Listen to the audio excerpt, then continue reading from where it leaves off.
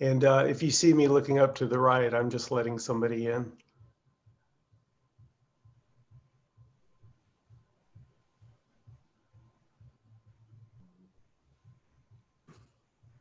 By the way, Alice asked me a good question during our private. She was asking me about eyes open or eyes closed during the brief meditation. And it's whatever's comfortable for you.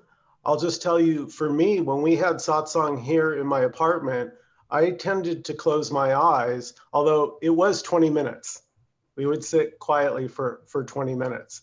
And I notice online, I tend to keep my eyes open just because, well, for no reason.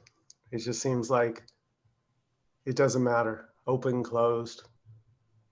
You can have no thoughts, no interest in thoughts either way, eyes open or eyes closed, and vice versa.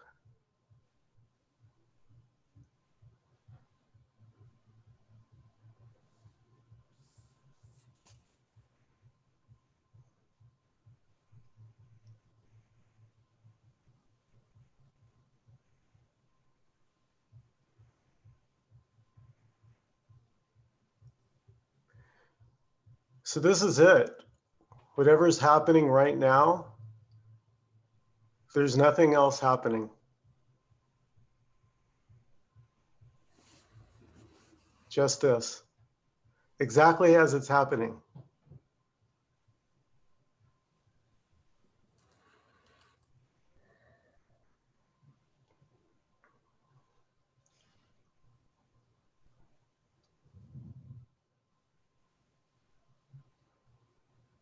And actually, Faith made a comment, and Faith, you nailed it. You said the thing that you like most about the satsang that you got out of it, you said was, it's all just happening, resonated with you.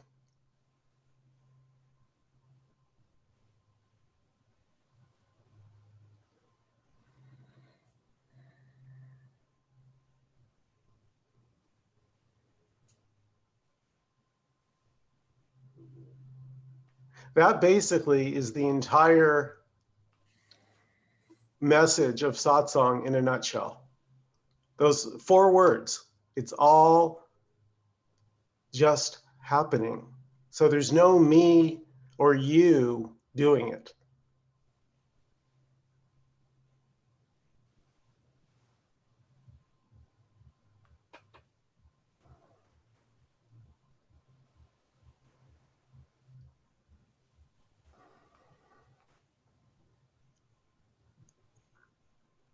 So if tiredness arises, then that's what's happening.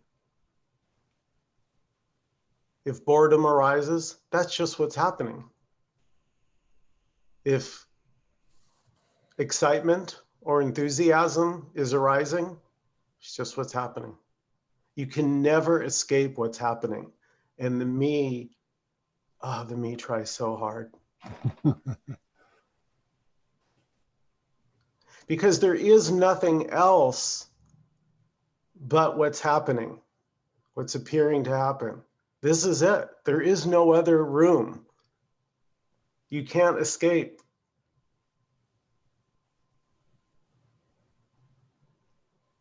It's this attempt to escape what's happening that's our suffering.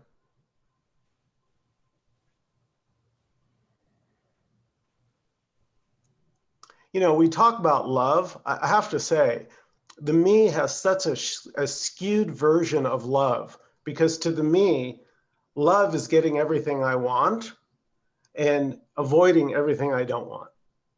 That's the that's the me's idea of awakening or enlightenment. It's just like, I just get bliss. I just get the good stuff. And I'm no longer bothered by any of the bad stuff. Well, guess what? It's all welcomed. It's all the love,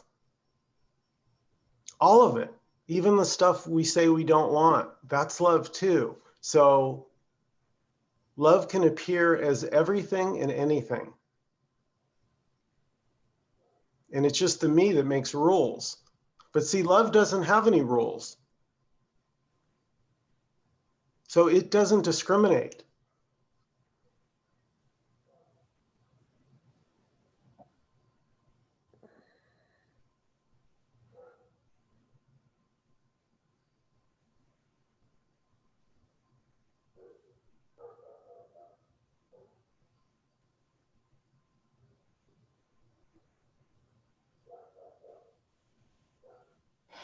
I believe that's what I really am. We really are, is we're love.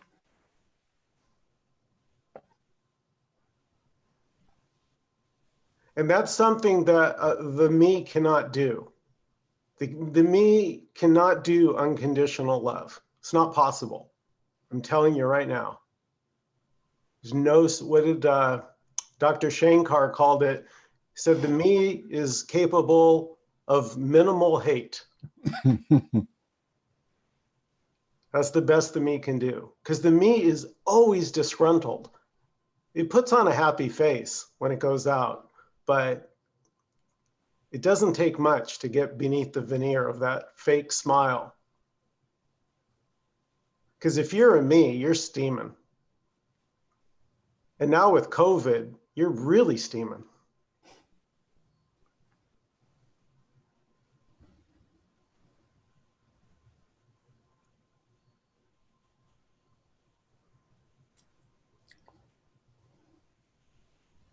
In fear Yeah. with COVID. Well, the me lives in fear. So remember, it sounds funny to say, but remember when there was a time when there wasn't COVID? I know, right? You have to go, oh yeah, about a year ago. But think, didn't your me have complaints about something else back then? Maybe money or health or not enough friends or boredom, or who knows? But the thing to get is that the me is never satisfied. There's no hope for that one. So at Satsang, we're not trying to rehabilitate the me. We're saying you're not the me. You've never been the me. It's a deep, deep delusion. It's a dream that just so persistent. It's hard to believe. What do you mean I'm not a me?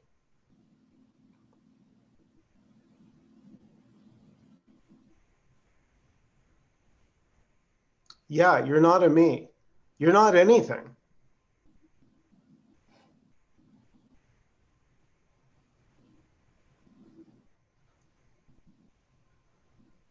And because you're not anything, you can appear to be anything. So because you're not anything, you can appear to be angry, you can appear to be sad, you can appear to laugh. You can do all these things because none of them are actually you. If you were actually depression, then you couldn't be anything else but depression, if that's what you really were. And those of you who know me know that I went through serious depression most of my life. It was in my family. My parents had it. And it doesn't matter how good the sun is outside or how beautiful the day is. When you're depressed, when the me has that rigid story of depression, it is awful. I had the same thing. My mother was a poster child for depression. And as a child, you don't know anything but to pattern what you see. Yeah, that's right. So yeah, I was in my 50s and I just like, there was a crack and I jumped through it. You know, it was just like done with that shit. But, and it's just, my brother didn't pattern it. I took it on. It's just, you know, it's what you bring to the party. He chose not to pattern that or something.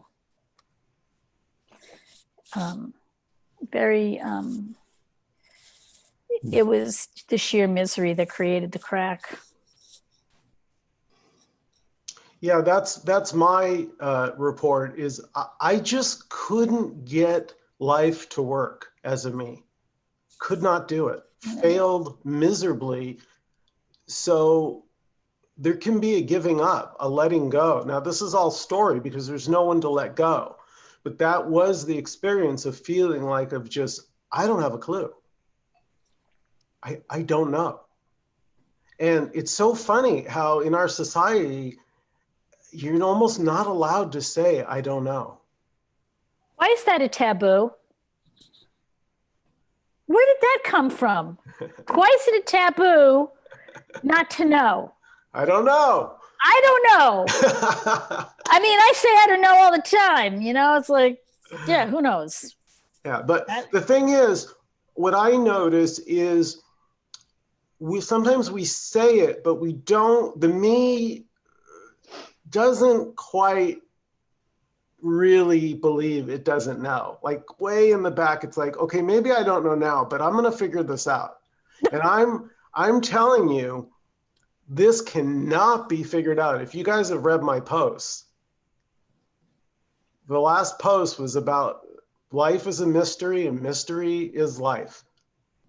And every time you think you have this thing pegged,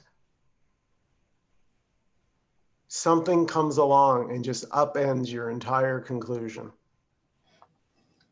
My whole value was like what I know. And so if somebody asked me a question and I didn't know, I'd have to make up something just so I would be someone a man of knowledge. Stock and trade. Yes. God, you know, I think if a politician actually said, you know what, I honestly don't know, I think I would fall down. Good point. It's almost like lying is encouraged rather than saying, I don't know. Better to make up an answer. I don't want to point any fingers at any outgoing presidents, but it seems like it is really tough to say and mean it. And I'm telling you, there's so much freedom in realizing that you don't know.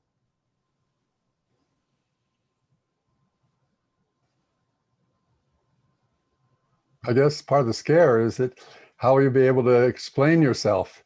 You know, like what? Yeah. You know what, though, I found, I said this to somebody, I guess it was Alice. Alice, I said to you about, casually, I said like a month or two ago to you, I said, the nice thing about telling the truth is you never have to remember anything.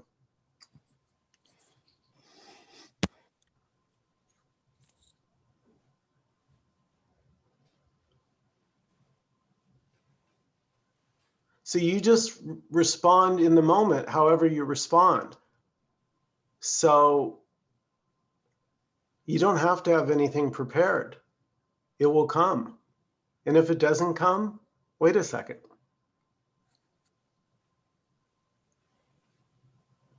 That is true. And I was speaking the truth today and got a response that I absolutely didn't like. That made me furious. Oh, first of all, wait a second.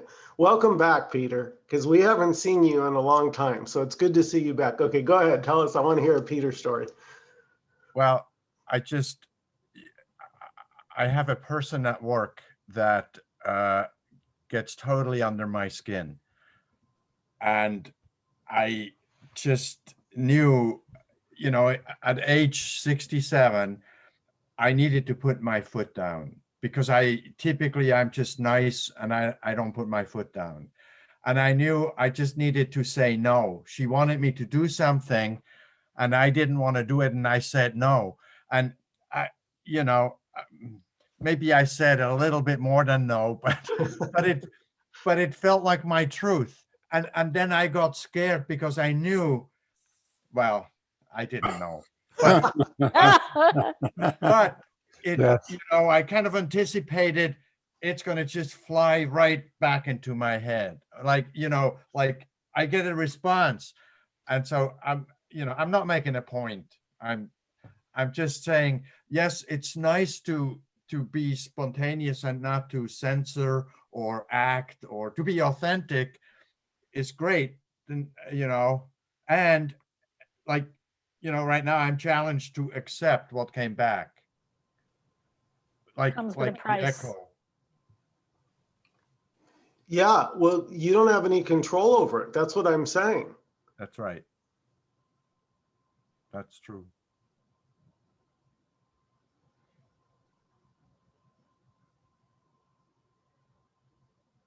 The only problem is we think we're supposed to have control over it. Yeah. Yeah. Well, and I would say, I would add, I would like to have control over it because it's very uncomfortable. It's, you know, in that sense, yes. And maybe that's what you said earlier, Michael. We don't like what, how did you put it? We like some things and no, and don't like other things. Yeah. Me wants this, but not that.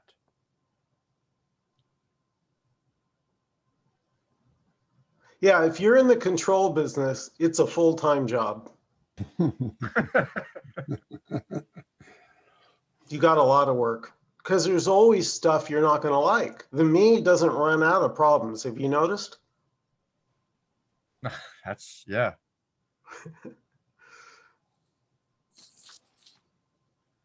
Now, I have a question for you guys. Have you noticed a time when you thought there was a problem and it turned out there wasn't? Like it resolved? You got to unmute, Brittany. We want to hear your voice. She's cracking up. I know, she's hilarious. I just said, yeah, all the time. Like, well, not all the time, not anymore. Now that I don't, now that I've shown the ego the door. But before, yes, the me always had an issue.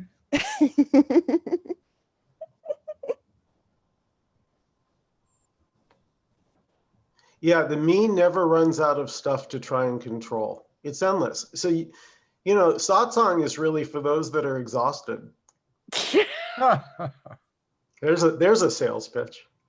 I came to the right place then.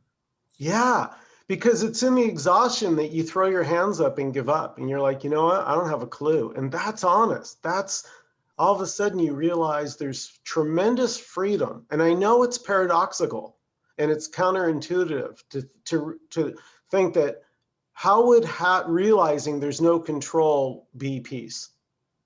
Because it's the truth. But the mind goes, no way, right? The mind goes, how would that be? How would I be at peace without, I need my control, says the mind.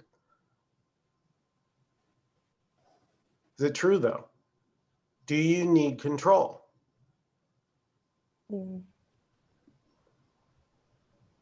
Thank God, no. And then it's control of what? Right. Control And it's of what? yeah, and where does your control end and mine begin, right? So if your control, let's pretend I just want to show you how ridiculous the idea of having control would be. So let's say we're on the freeway and you want to go and pass me. So you want to control and go, but I don't want you to, because I want to be the one that's in first. So can you see that if either one of us really had control, nothing could work? Like this is like a fantasy, you know, that any independent, and yet notice the animals, the trees, nature. Do you see a tree asking for control? You know, Michael, it's crazy that you're speaking on this because I actually today I was just sitting in my office at work and I had this vision that, you know, early Homo sapiens, there was no ego, there was nothing, but they still had the intuitive knowledge to go here, do that, eat this, don't eat that, and they didn't have control. Yeah. You know, it just amazes me how we're not able to see things like this. But I also understand that, you know, it's not meant, I guess, for all of us to know yet. I'm not quite sure. You know? Well, there's nothing to know. Yeah. That's what I'm saying. This can't be figured out. And the me is going to sit there trying like the Dickens to figure it out. And like, now you can, like, if you want to learn Spanish or guitar, you can take courses and you can steadily and incrementally increase your skill level. And this is true with any, you know, any sport, any hobby, any skill you want to learn. It's just not for finding out what this is. Yeah, well, I guess I mean, like, I just find it makes me, I experience some sadness that a lot more beings aren't questioning their true nature, I guess is what I'm saying. Because if you look, it makes no sense. Like, you didn't have this name when the body manifested. So how it makes no sense. But everyone is still going about, you know, with this name, and they'll fight you over it too. Like, you say their name wrong or you spell it wrong, my God. They will I know, fight you right? But Right? you know, I just I have this deep understanding that everything is the way it is, and so I mean, I experience sadness. Like I said, I wish more beings would start questioning. Hey, what was I before I had this experience? Or it is what it is. Yeah, this is, it was kind of a shock to me to realize how few people were actually interested in this.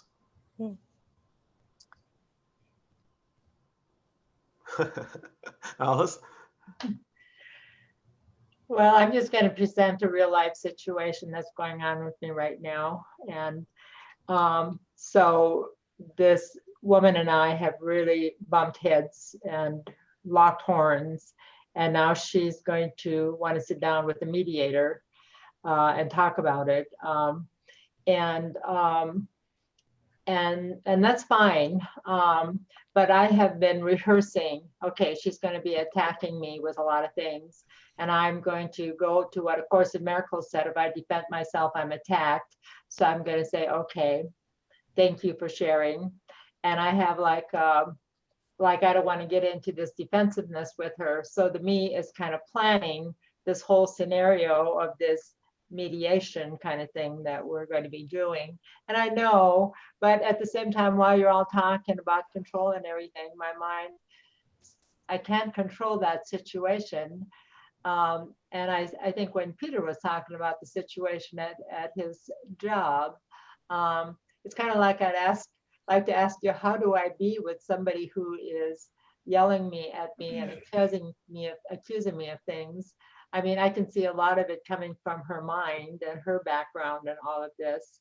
I guess I need not speak about it further, but that's going to be coming up, and I approach it with apprehension. And I think some of the apprehension is, I think I know and try to figure out, and I'm just real busy trying to see how I will, I'm telling myself how to respond so it doesn't get worse. And I feel like I don't have a right to say to her some of the things that have bothered me in our relationship, but I do believe that she'll come up with a big scenario of things because of her history or whatever. That's what I think I know. And that's just for one issue. Dear.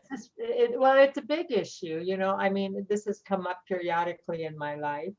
And it's like honesty, to say an honest no, like Peter did, that's big, and can I be in this thing and be honest? And then I ask myself, well, what is honest?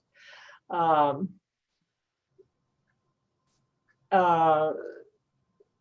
guess I know that the me is trying to figure it out. And if I can really understand that wholeness is already here, and this is the character, and I'm the character in this scenario. But I'm really asking you, how do I behave and keep my my sanity throughout this mediation? I just have one question. Yes. Do you want to be right in the situation, or do you want to be wise? You're right out of the Course in Miracles, and that has run through my head today too. Do you want to, I want make to the be wise choice, or do you want to be right? I want to be happy. But so I'll just say you're right about everything, and then I can stay happy, right? I mean, Alice, I we, just, I, I think that you're like in your thoughts way too much, man. I really think you're in your thoughts way too much. If I were you, every time, okay, I would ask, who is this so important for? Like who's here that is giving so much energy to this? And you'll see that it's your ego. It's your person that's caring so much about how this turns out, that has some interest in how it turns out. That's my advice on it, because I just it's like if I give you, like, if we give you advice on the well, I'm not asking for advice, really. well, I'm sorry, what is it that you're I guess what's coming to mind for me is just plain presence. I look at Michael, I look at some of you, and I'm getting presence, and that is what's calming my mind. And my mind has been doing everything you're saying today. That's kind of what I've said. And I just want, I think just saying all this out loud has really helped me, because I didn't want to say it. So thank you for listening. That warms my heart. Of course. Thank you for sharing. I'm like trying to be like mean or rude or anything. I'm not trying to. It's just that I just, you say you want to be happy, and so I just want to turn your attention back to where you're looking from. That's all. Alice, for me, thank you. I really resonated with your sharing, and it's valuable for me to hear somebody else say it, And even though there may be a lot of theories about it, the reality is exactly that. For hours, I've went through scenarios, exactly what you were saying. Like, I don't want to be, like, I'm attacked. I feel attacked. Do I just want to, roll over? And I realize I don't want to defend either. Right, exactly. That's where, thank you, Peter. So I resonate with what you're sharing. Thank you. Thank you.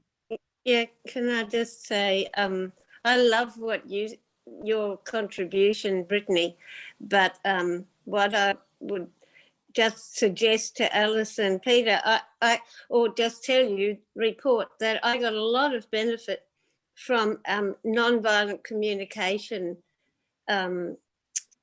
theory or method. Marshall Rosenberg, a lovely man, he's died now, but he developed this nonviolent communication skills. You can look it up, Google it, and have a look. And it's been so helpful for me in being able to say no and being able to ask for what I want in a respectful, generous nature. And it puts up, and it's a non-blaming thing, so that the person you're dealing with doesn't fuel their, it doesn't give them ammunition. It quietens them down as well. So yeah, that's my contribution.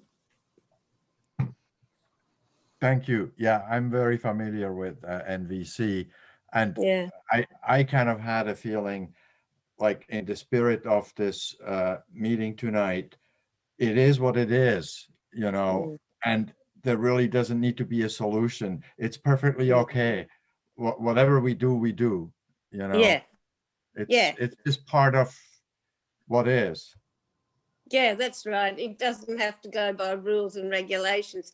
So I love what Brittany contributed. It's just, it is what it is. But if you want to go into it, the NVC can be really useful.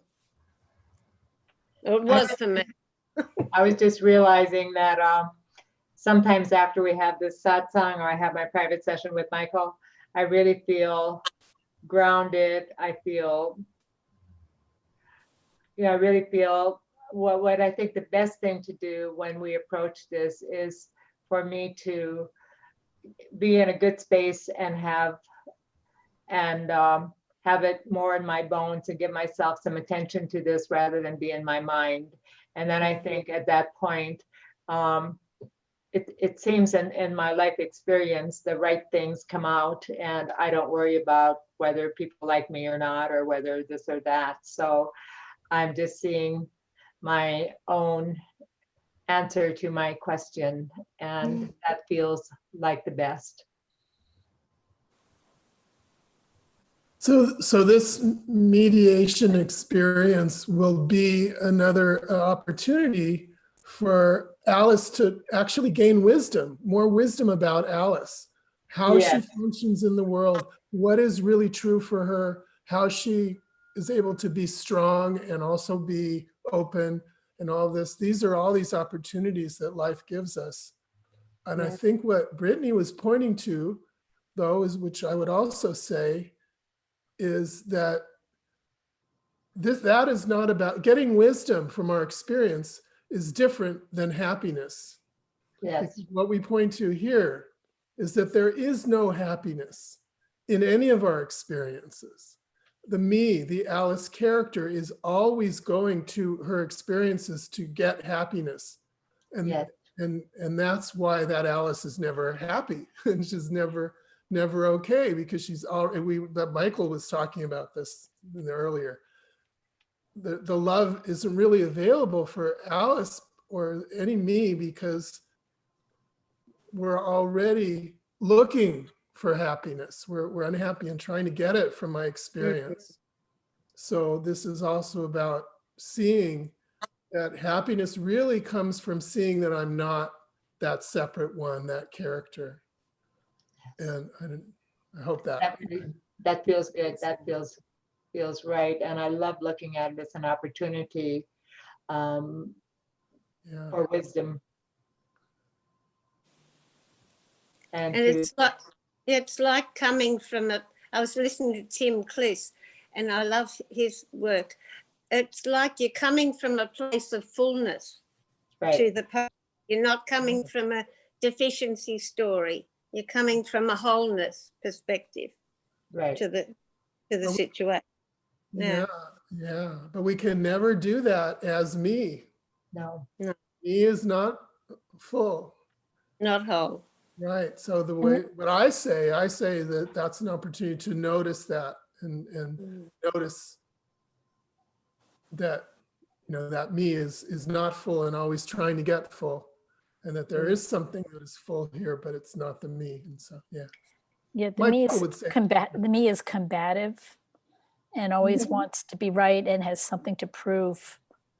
So if you see that, the ego is engaged, and the me, what's it? I think Sadhguru said the ego has one job, and that is it just wants to be right.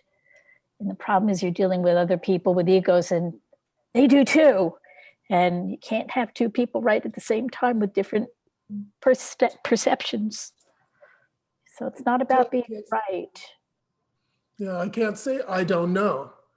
Because if me says I don't know and really says it, not just saying it, but actually really saying I don't know, the me is gone at that moment. Me is knowing. I have to know to keep up the game. The facade. The story. The story. Is there a way, I guess, I don't really have this stuff totally in my bones yet. I find myself resonating and really attracted to it, but I don't have it in my bones. And you know what I mean when I say that. If I had it in my bones, I wouldn't have asked the question. But I am coming here, I'm listening to Tim Clis and Jim Newman and those guys. And that's been very helpful. My privates with Michael. And I know I'm very interested in it. And sometimes I certainly feel it and just have, bright lights. But that's just what seems to be happening with me right now.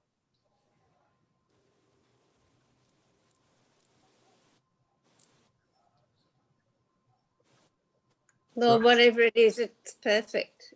It's just the way it is, and it's perfect. Yes. I was just, Alice, I want to say I relate to what you just said. Because I find myself saying that a lot.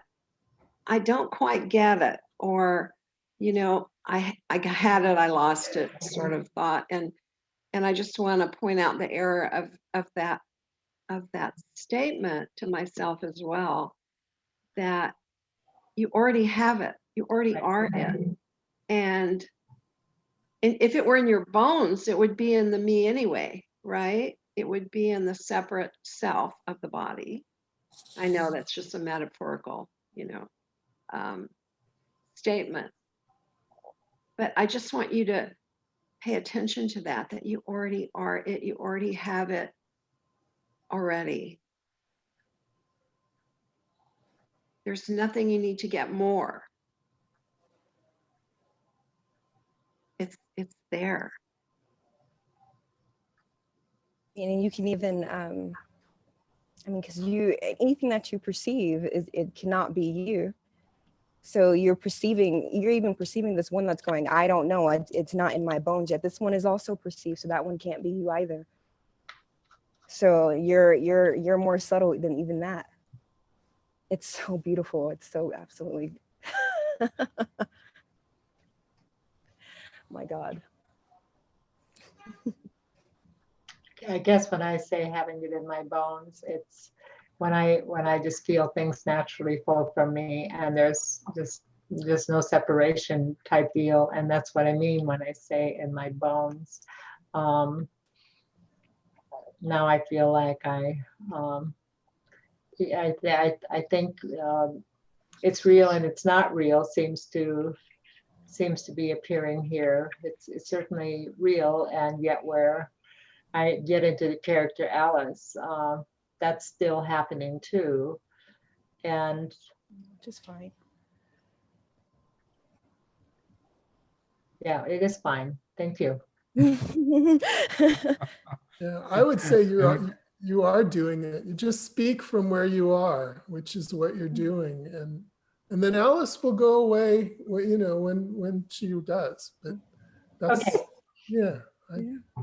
I'm just dying to say, and then I'll shut up a bit, but I find it, just as an observer, it's very challenging for me, the scene when somebody like opens up and shares something, and then advice is pouring in from all ends and analysis is pouring in. And I looked at Alice's expression on her face, and I could see, it's, to me, it's utterly, I mean, some of it may be valuable, but for me, it's about the authentic sharing, and to come to a place where I can say, this is where it is.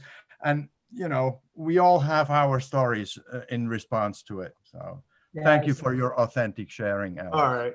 Thank you. So at the risk of being a party pooper, you are never going to find this.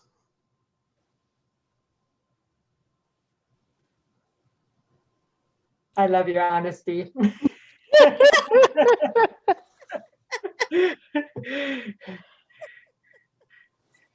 Well, you're never going to find it, but you can be sure as to what you're not, so that way you're not getting so, I mean, if that is arising within the body, of course, if it's time for you to realize what you're not, and that way you're not so identified with things, then it is. But when it comes to actually knowing who I am that's perceiving all of this, my God. I have no idea. You can't know.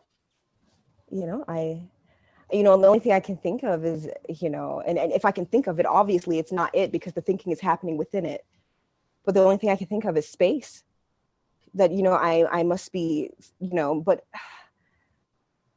I don't even know if that's even it. I don't even know. Wait, so look at how, so Brittany, like, it's so funny, because just to say, I don't know, look at you struggle. I know. but for some reason it's like there's like a, it used to be where it would be kind of like annoying, where I'd be like, I have to figure this out, I have to know. But now it's a little bit more of a joy to just kind of sit and contemplate it, you know, like, you know, I'm perceiving like this is all being seen, even the eye is seen, you know. Okay, so I'm going to repeat it because I still don't feel like it's being heard. This cannot be figured out.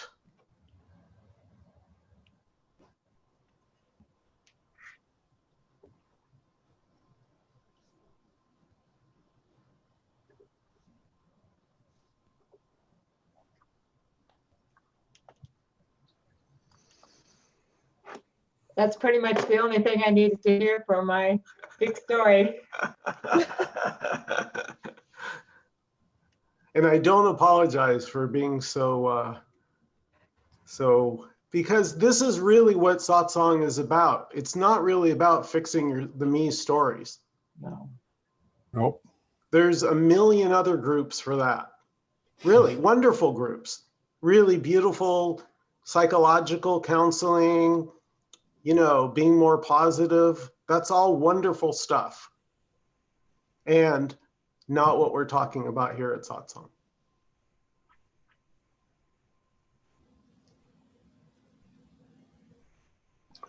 I like to think of it as we're waking up in a dream. It becomes a lucid dream. Lucid dreaming. Yeah. And just to piggyback on Stephen's dream analogy, I want to point something out to you. For this me that feels so real in this moment, that seems real. So I know it's even later for you, Alice, right? So it's... Oh, it's okay. Yeah, it's almost 9.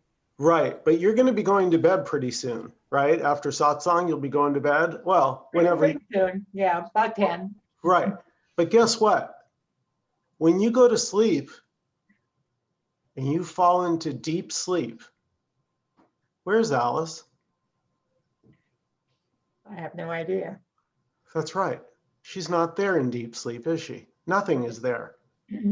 So you disappear every single night and you reappear every single morning. But the illusion is so good that you think there's continuity. You think you've been there this whole time. You're going to disappear tonight. You won't even be there. All these problems, stories, all this crap. Oh, my life, all this, boom, gone. And then in the morning, comes back. And you just pick right on, right where you left off without giving it a second thought. Well, satsang, we're giving it another look. We're going, wow.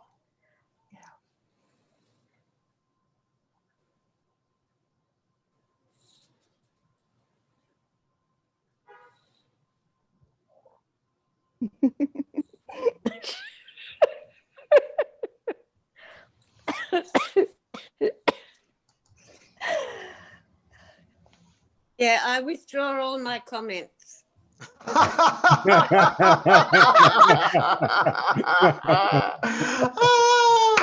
Oh, it's beautiful. That was great. Good one, Faith.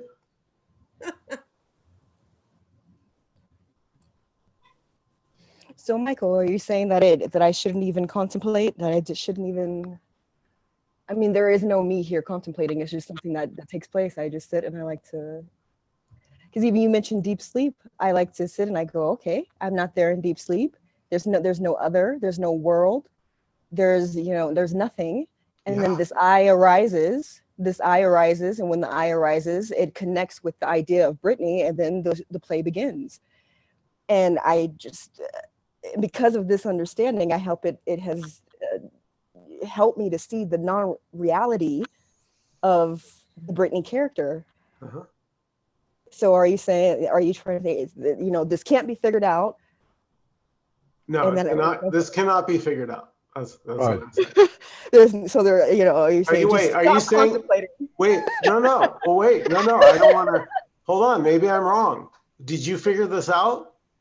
Did you figure life out? I'm not trying to figure life out. I guess what is my attention is on what I'm not. I don't want to identify with things because I'm not a thing. And the habit, I guess that's a good point. That's a good word. Breaking the habit of identifying with the thought of Brittany, to see that she's not there in deep sleep. She's not there. There's no thought of her there. She doesn't even exist. It's not until the I arises into the waking state that there's a Brittany.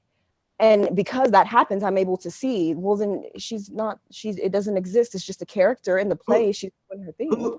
Who's able to see? There we go. Yes. I don't know. I don't know.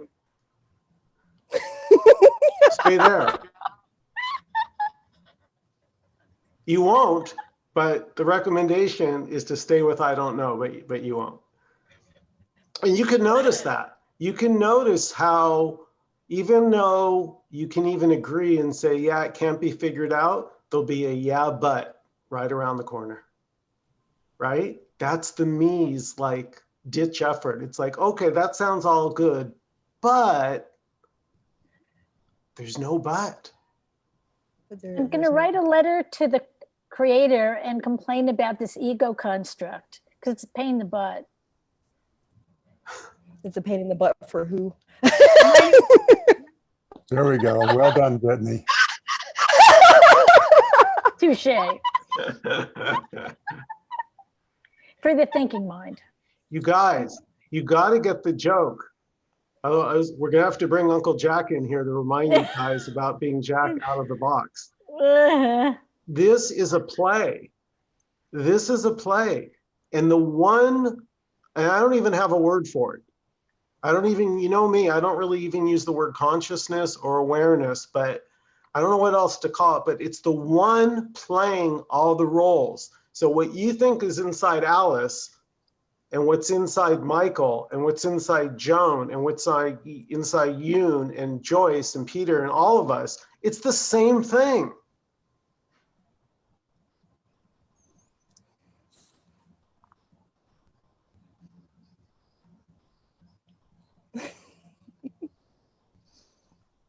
It's the me going, I'm special, I'm separate, and I'm different. No, you're not special, and you're not separate, and you're not different. And yet, you're totally unique. How about that for a paradox? You're not separate, you're not special, and yet you're totally unique in your expression. No one else has ever come as you, and no one else will ever come as you. It's a one and done. And that's a paradox.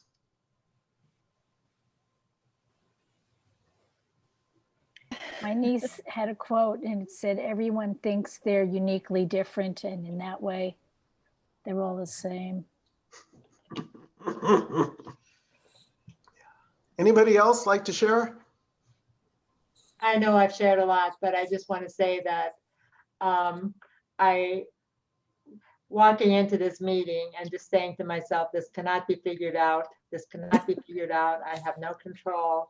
Somehow when you said that, there was a sense of ease that came through my body because I've been trying to figure it out and I don't have to figure it out. Oh, beautiful. Aw.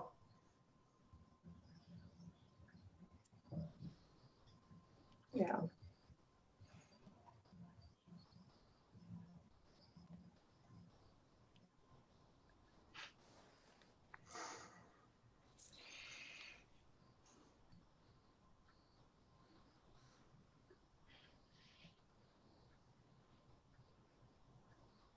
My observation is that this me character, what we think we are, it's all tied with addiction. Like there's a show on Australian TV at the moment talking about addicted Australians, and it looks at people who are addicted to substances.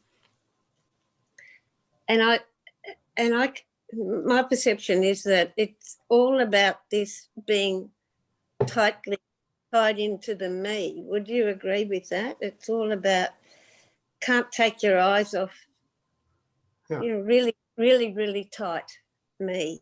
Yeah. And that just drives the addiction, and they can't get free. I mean, not without. Well, I don't know. If you don't come to satsang, I don't know how you get free of that. Right. Yeah. Mm. We're all addicted to our thinking and to our knowing and to our trying.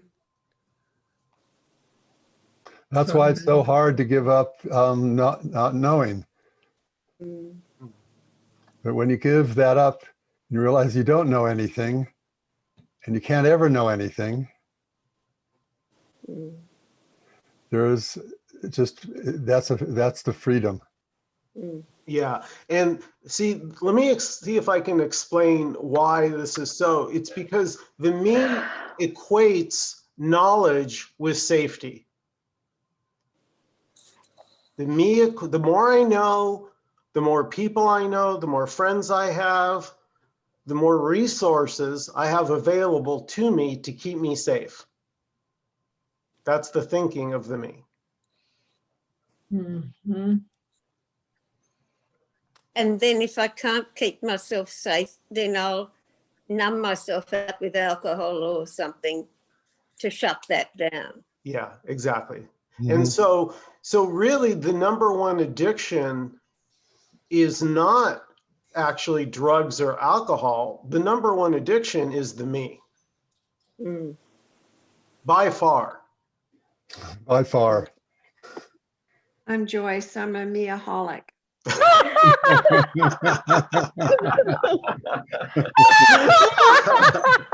Well said. Well said. That's You're funny. supposed to say welcome, Joyce, or something.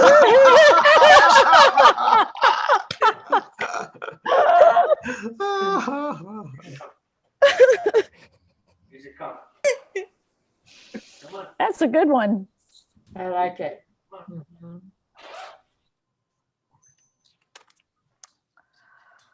And the meaholic is fed by thoughts and thinking and knowledge. Is that what you're saying, Stephen? Yeah. Yeah. Because it's endless. Do you see? The information that you can get is endless. You can always research it more. You can always talk to more. You can Google, you can read, you can study. And that's all, again, perfectly fine for learning a skill or a trait or a new personality habit. But again, that is not what satsang is about. It is not about improvement. Knowledge is the It's way not being a better me. This isn't about being a better me or getting it right. That's really what the me is looking for, is how can I do a better job of being a me? How can I be a more effective me? How can I be right? How can I not get myself in sticky predicaments? It seems like the less me you are, the more effective you are. Mm. Mm. That is my experience. I find, thank you, John, and let me say why. Because when I'm empty, like the old Michael, right, I would be loaded for bear too. So I totally get what you guys are saying, Peter and Alice, about when you feel attacked, the first thing your mind does is come back with its defenses, its counterattack. And that's what the me lives in, is that world. And what can be seen is there's no peace in that. Mm. So what do you want? Do you want to be right? Or are you interested in peace?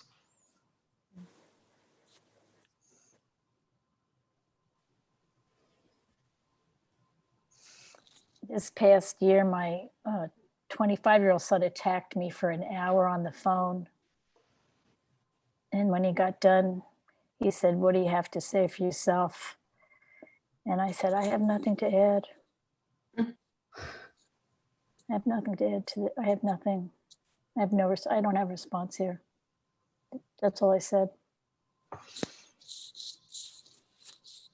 Any other final comments before we close out this evening?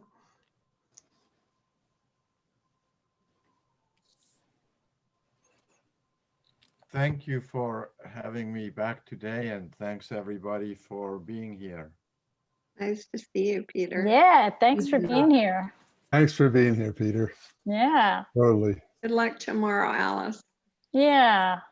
We'll be And thinking I about don't know you. when it will be, but thank you everyone for contributing. I could see my reactions to what I would call advice. I could see my reactions to a lot of things that went on here tonight, and I really appreciate that. It's practice, right? Thank you. Thank you for sharing. Thank It's you, Michael. beautiful. Thank you, Daniel. Yeah. Yeah, just remember, you guys, you cannot do life right, and you cannot do it wrong. That's the mind. Thank you guys so much for coming to Satsang. Big shout out to Alan for the donation. Really appreciate it, buddy. Thank you to everybody. And I will try and have this up on YouTube in the next 24 hours. And of course, I'm available. If anybody has any comments or questions, feel free to email me. Thank you, everybody. Have a great Thanks, evening. Michael. Thank you. Thank you all. Thanks, Dan. Bye. Bye.